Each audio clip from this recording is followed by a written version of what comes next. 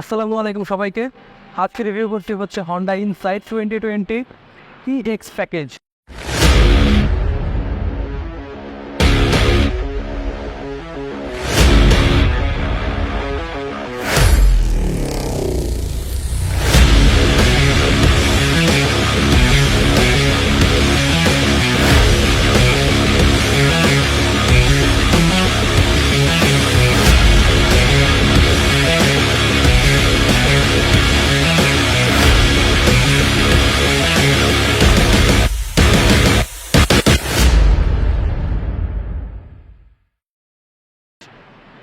এই গাড়িটা হন্ডার one of the best hybrid car. এই গাড়িটার মাইলেজের কারণে এই গাড়িটা খুবই পপুলার। এছাড়াও এই গাড়িটার যেই গিয়ারবক্স সিস্টেম বা হাইব্রিড টেকনোলজি সম্পূর্ণ ডিফারেন্ট। আমরা হাইব্রিড গাড়িগুলোর সাথে যেভাবে পরিচিত, এই গাড়িটা একদমই সেরকম না। হাইব্রিড গাড়ি কিন্তু এর টেকনোলজিটা অনেকটাই ডিফারেন্ট। এই গাড়িটার কম্পিটিশন হচ্ছে টয়োটা প্রিয়াস।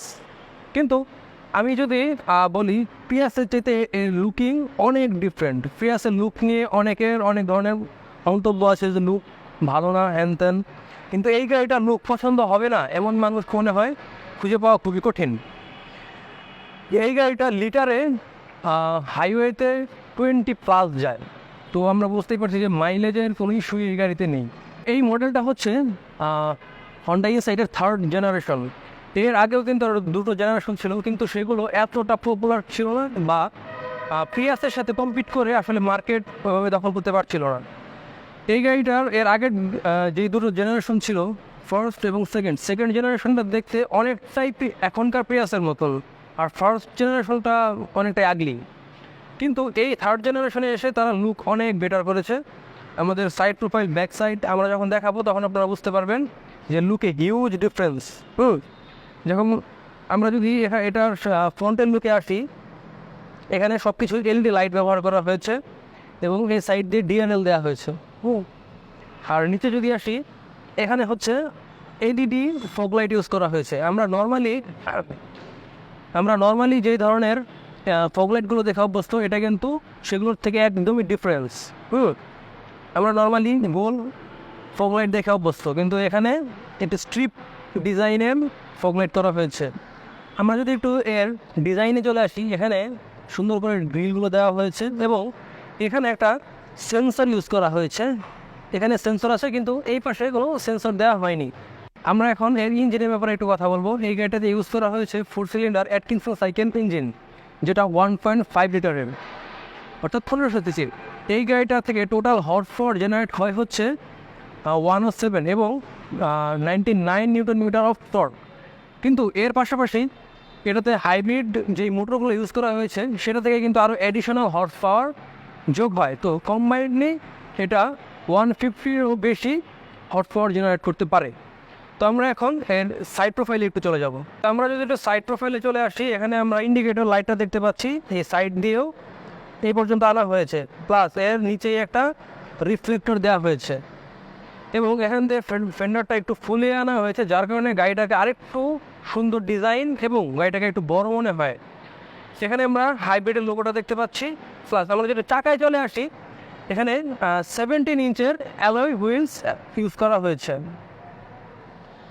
এরপর আমরা যদি মিররে চলে আসি, মিররের পাশ দিয়ে আমরা দেখতে পাচ্ছি ইন্ডিকেটর লাইটটা এখানেও ইন্ডিকেট করছে। প্লাস এই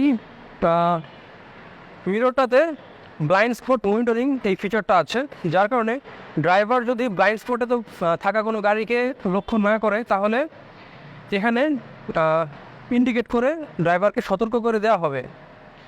এরপর আমরা হ্যান্ডেল এবং এখানে ক্রোমের নিকেল অ্যাক্সেন্ট দেওয়া হয়েছে। প্লাস এখান থেকেও ফেন্ডারটাকে একটু ফুলিয়ে আনা হয়েছে। পুরো ডিজাইনটা মিলিয়ে দেওয়া হয়েছে একদম পেছন পর্যন্ত। এর ব্যাক সাইড একটু দেখে নেই। ব্যাক সাইডে আমরা যদি ফার্স্টেই ইন্ডিকেটর লাইটে চলে আসি, এটার অন্যান্য গাড়ি থেকে একটু ডিফারেন্ট। আমরা নর্মালি ইন্ডিকেটর লাইটগুলো এই জায়গায় দেখে অভ্যস্ত, কিন্তু হন্ডা ইনসাইটে এই জিনিসটা একদমই ডিফারেন্ট, এটাও উপরে দেওয়া হয়েছে। এখানে আমরা ইনসাইটের লোগোটা দেখতে পাচ্ছি, এখানে একটা রিফ্লেক্টর দেওয়া হয়েছে এবং এখানে সেন্সর আছে। এখানে টোটাল একটা, এখানে সেন্সর প্লাস ওই পাশে আরেকটা সেন্সর দেওয়া হয়েছে। সেখানে আরেকটা হাইব্রিডের লোগো দেখতে পাচ্ছি আমরা। তো আমরা একটু ট্রাঙ্ক স্পেসটা দেখে নিই। এখানে কিন্তু আমরা হিউজ ট্রাঙ্ক স্পেস পাচ্ছি। এখানে বেশ কিছু জিনিস রাখার জায়গা আছে, বিভিন্ন টুলস আছে। আমরা এখন দেখে নিই ভিতরে ইন্টেরিয়রে কী অফার করে।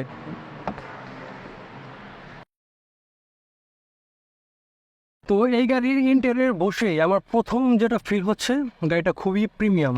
হ্যাঁ, এখানে লেদার স্টিয়ারিং ব্যবহার করা হয়েছে, এখানে গাড়ির নিজস্ব ইনফোটেইনমেন্ট সিস্টেম আছে, প্লাস এখানে সুইট লেদার ইউজ করা হয়েছে যেগুলো খুবই প্রিমিয়াম একটা ফিল দিচ্ছে।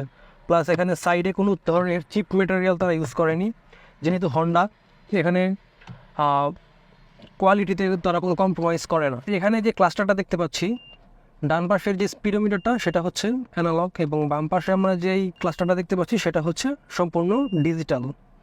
আমরা স্টিয়ারিংয়ের এখানে কন্ট্রোলিংগুলো দেওয়া আছে, আমরা এখান থেকেই এই ক্লাস্টারটা কন্ট্রোল করতে পারবো। এবং এখানে স্টিয়ারিংয়ে আমাদেরকে প্যাডেল শিফটার দেওয়া হয়েছে, এবং পিছনে হেডলাইট এবং ইন্ডিকেটর লাইটের ইয়েগুলো দেওয়া হয়েছে। প্লাস আমরা যদি ডান পাশে চলে আসি, এই পাশে স্পিকার, দুই পাশে স্পিকার দেওয়া হয়েছে।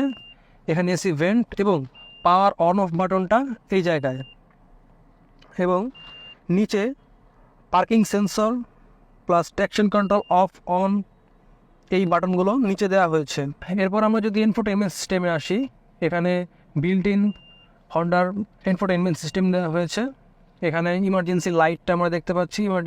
আমরা এটাকে ইমার্জেন্সি বলে বাংলাদেশ অভ্যস্ত, কিন্তু এটা হচ্ছে হ্যাজার্ডস লাইট। হ্যাঁ, হ্যাজার্ড লাইটের ইয়াটা হচ্ছে এখানে। প্লাস এখানে ডুয়াল এসি ভেন্ট রয়েছে, এবং এসির কন্ট্রোলিংটা এখানে কিন্তু ডুয়াল জোন ক্লাইমেট কন্ট্রোলের অপশন রয়েছে।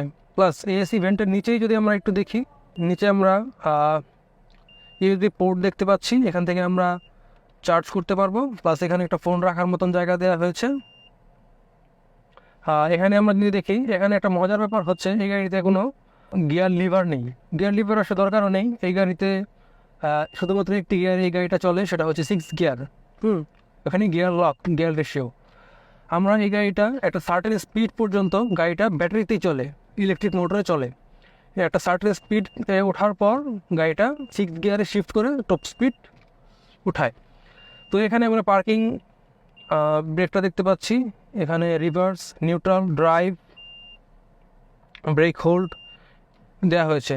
এবং এই পাশে যদি আমরা দেখি, এখানে ইকন, স্পোর্ট এবং ইভি মোড দেওয়া হয়েছে। ইকনে যদি আমরা দেই, ফুয়েল এফিসিয়েন্সি খুব ভালো পাবো, এবং এর ম্যাক্সিমাম পাওয়ার যদি আমরা বের করতে চাই তাহলে আমাদেরকে গাড়িটা স্পোর্ট মোডে দিতে হবে। এবং আমরা যদি গাড়িটা সম্পূর্ণ ব্যাটারিতেই ড্রাইভ করতে চাই তাহলে আমাদেরকে এটা ইভিতে দিয়ে ড্রাইভ করতে হবে।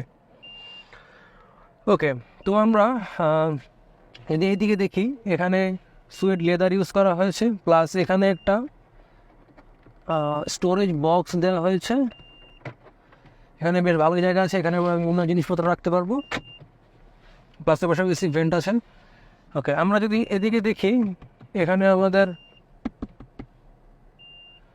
আমাদের ভ্যানিটি মিররগুলো আছে এবং রুম লাইট সহ। এই পাশটাও যদি আমরা দেখি, same vanity mirror with room light. কিন্তু এই জিনিসগুলো খুবই প্রিমিয়াম। হ্যাঁ, এগুলো ইউজ করতে খুবই প্রিমিয়াম ফিল হচ্ছে। এখানে আমরা একটা সানগ্লাস হোল্ডার দেখতে পাচ্ছি, খুবই প্রিমিয়াম ফিল। এখানে লাইটসগুলো আছে, রুম লাইট। তারপর আমরা যদি এখানে আসি, এখানে আমরা একটা কাপ বটল হোল্ডার দেখতে পাচ্ছি, বা কাপ হোল্ডার যাই বলি না কেন। প্লাস এখানে যে স্টোরেজ বক্সটা দেওয়া হয়েছে সেটা আমার কাছে খুবই পছন্দ হয়েছে।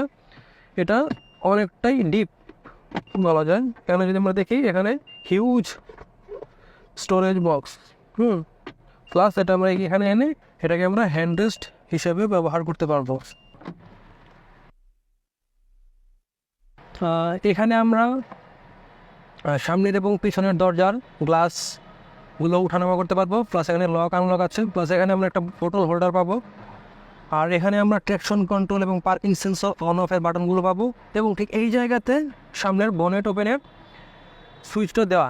তো এখন আমরা সেকেন্ড রোর সিটিং ক্যাপাসিটিটা দেখে নিব। তো আমরা এখন ব্যাক সিটে চলে এসেছি।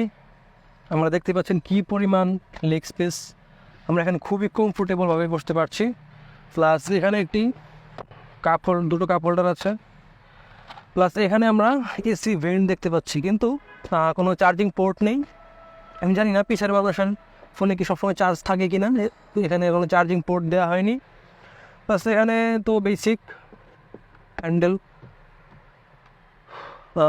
এখানে তো দুইজন বেশ কমফোর্টেবলভাবে বসা যাবে, আর যদি দরকার হয় তিনজনও বসা যাবে, তিনজন বছর জার্নি করা যাবে। তো এই ছিল আজকে আমাদের হন্ডা ইনসাইডের রিভিউ।